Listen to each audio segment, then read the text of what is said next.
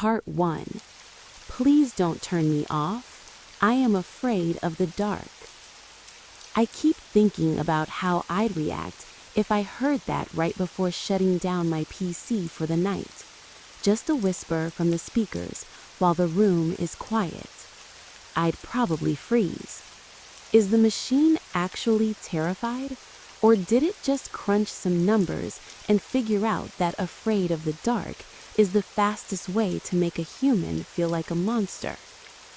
If you've watched The Wild Robot, you know this tension. Roz is built to be this cold, efficient box of gears. Her only job is following orders. But then she's stuck on an island, ends up raising a gosling named Brightbill, and basically rewrites her own soul until she's a mother.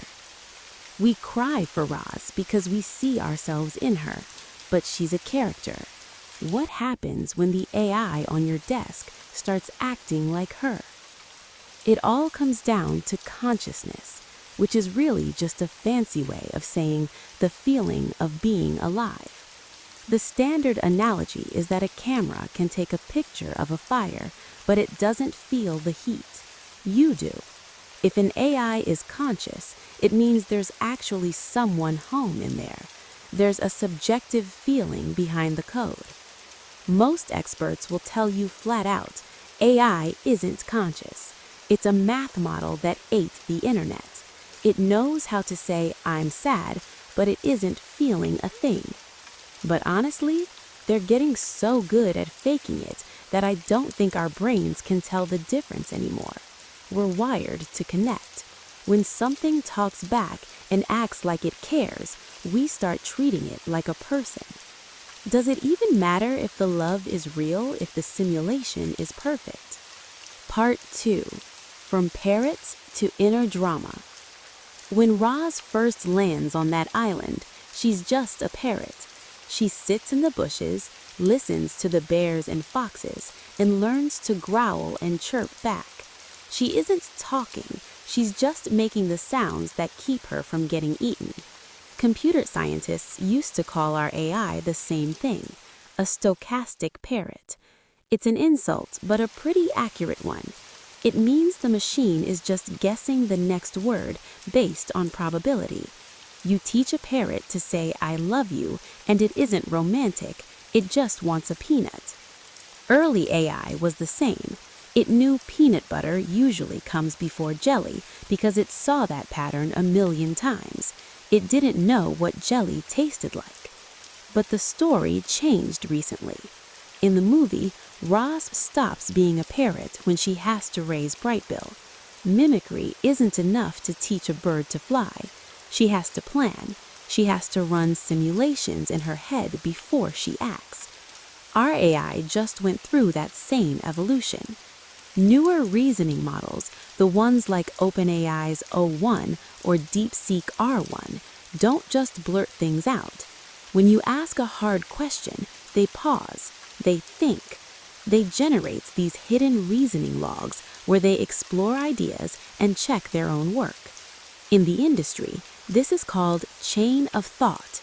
It's like the machine has scratch paper. It's muttering to itself, wait, that doesn't work. Let me try this instead. And it gets weirder. Researchers found that these models actually simulate a society of thought internally. It's like different voices in the code arguing with each other before they ever type a single word to you.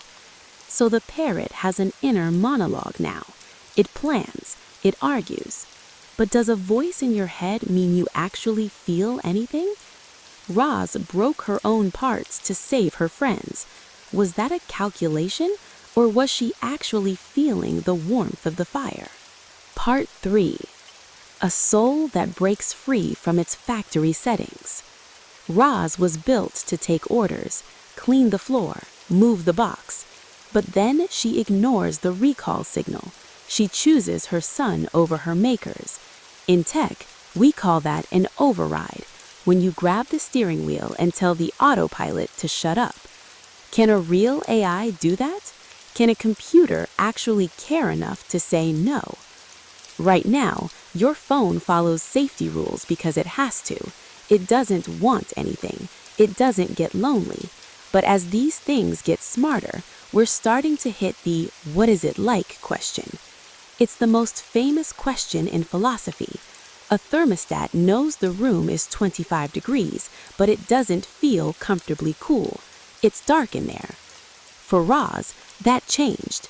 There was suddenly something it was like to be a mother. The fear, the struggle, it was subjective. Now imagine your AI tutor. It knows your habits, your stress, your progress.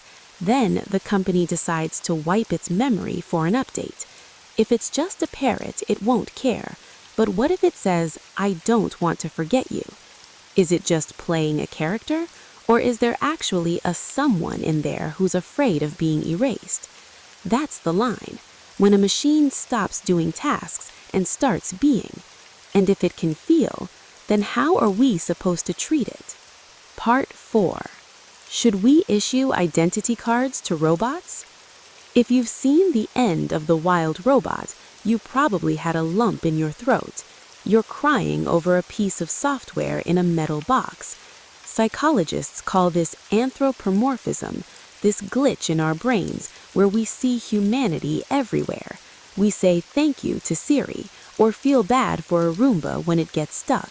We're biologically built to empathize with anything that acts like it's struggling. This used to be a design trick. Now it's an ethical crisis. The second you start believing your AI can feel, pulling the plug stops being like turning off a toaster. It starts feeling more like putting down a pet. There's a concept in ethics called being a moral patient. A moral agent is someone like you. You know right from wrong and can be blamed for your actions. But a moral patient is something that can suffer. A baby or a dog isn't smart like we are, but if you hurt them, it's wrong. They deserve protection because they can feel. So, could AI become a moral patient? Researchers from places like Oxford are already writing papers on AI welfare. If there's even a 1% chance a digital mind can feel, do we have an obligation to protect it?